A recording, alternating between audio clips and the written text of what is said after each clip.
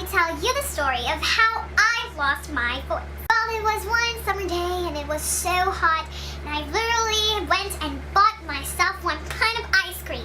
Like, I didn't think what flavor it was, but I just bought myself one pint of ice cream, and I literally choked it down for one day. The day after, I bought myself candy. I bought myself lots and lots of candy, and I choked it down in one day. The next day, it hurt in my throat, but I didn't really realize or thought about it till the next day. Because next day, my voice was completely gone. Like, literally, completely, utterly gone. Like, if you would hear me during that time to talk, I would be like, I don't have any voice. I don't have any voice. With all honesty, that was literally just as close to how I lost my voice back then. When I lost my voice in that sort of way, a friend of mine panicked. During the time that I lost my voice, I literally needed it for a performance because we were going to sing. I was Alphaba, she was Galinda. When my classmates literally knew about it, they were also panicking because they needed my voice for narration during our play. I was feeling so devilishly evil. They were panicking. And I thought, hey, should I worsen my voice? Should I let it heal? There are two sides of the story, the angel and the devil. I followed my friend's advice and my classmates' advice to actually eat some drops for my throat, for my voice to come back, and they needed it within a day. Tomorrow was the performance and they needed it within that day to heal. And I was like, in my throaty voice, can I really have it? Like, I have no voice. Ending, I took the drops anyway, went to school the next day, and found that my voice still hasn't come back. They needed it. And the little devil next to my shoulder was like,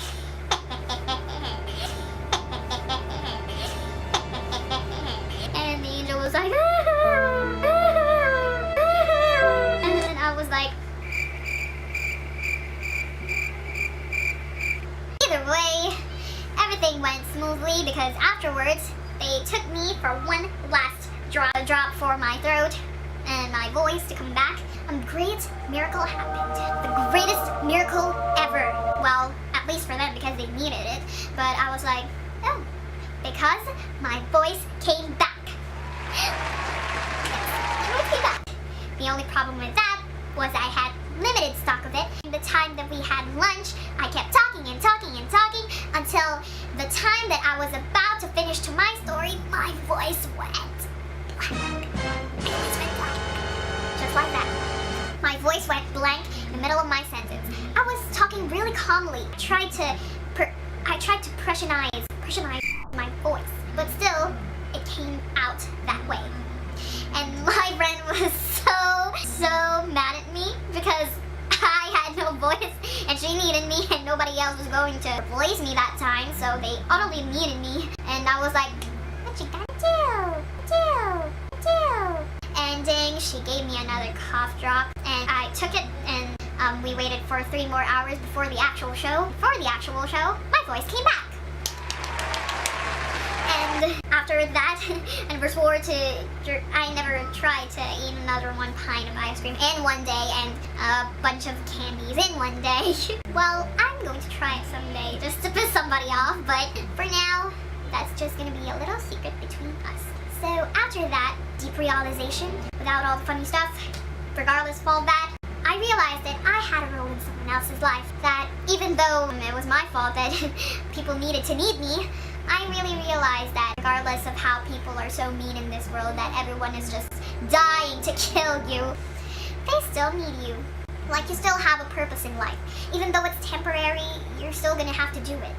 And even though it's temporary and you're still gonna have to do it, you're still gonna have to love it. As for me, I learned to love it and I learned to love my voice back. Thank you very much. Like a friend of mine once said, life wouldn't be the same without me. Even though I highly doubt that, because for a second or two, I thought to myself, I'm a potato. I'm a dumpling. I'm a dumpling potato. And I don't need to be remembered. But then I realized that potatoes give out French fries. Potatoes give out mashed potatoes. Potatoes are love. And I realized that dumplings are love as well because of Poe. Poe really loves dumplings and I think he wouldn't really live without the dumplings. And so I realized that I still am special regardless if I'm biodegradable material, non-biodegradable, or am I food or a person or an animal. Because I also think of myself as a panda. This is my panda brother. I think of myself as this little panda right here. And I realized that pandas really are important too. So regardless if I call myself a panda or a dumpling or a potato, I'm still special. I hope you feel that way too. If you call yourself a potato, potatoes are awesome. If you call yourself a dumpling, dumplings are awesome too. If you call yourself a panda, like I do, this little fella is as special to me as you. Have a good day.